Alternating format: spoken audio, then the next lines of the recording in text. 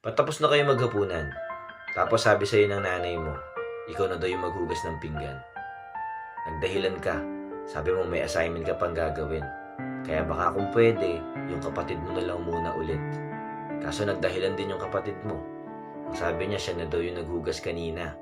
Kaya dapat ikaw naman. May katwiran nga naman. Kaya sabi ng nanay mo, ikaw na yung maghugas. Dahil ikaw naman yung nakatoka ng oras na yun. Kaya wala ka nagawa kundi sumunod na lang. Kaya ang ginawa mo, binilisan mo na lang yung paghuhugas para matapos ka kaagad. At nung malapit ka na nga matapos, chinek ng nanay mo yung mga plato. Madulas pa daw at amoy sabon. Kaya ang sabi niya sa'yo, banlawan mo ulit kasi maglalasang sabon yung mga pagkain. Wala ka na naman nagawa, binanlawan mo ulit. Imbis na mapabilis ka, lalo kang napatagal. At nung matatapos ka na ulit, sabi ng nanay mo sa'yo, hugasan mo na rin daw yung mga kaserola at kawali. Dadagain daw kasi kayo pag iniwan mo pa yon. Hindi daw dapat na mga plato lang yung hugasan. At kung maghuhugas lang din naman daw, lubos-lubusin mo na. Nakakatawa dati, no? Naiisip natin na pwede namang wag munang hugasan. Saka na lang hugasan pag gagamitin na.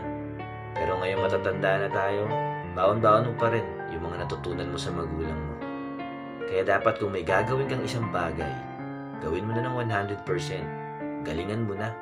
Sabi nga nila, naambunan ka na lang rin naman na, edi magbakabasa ka na lang din sa ulan.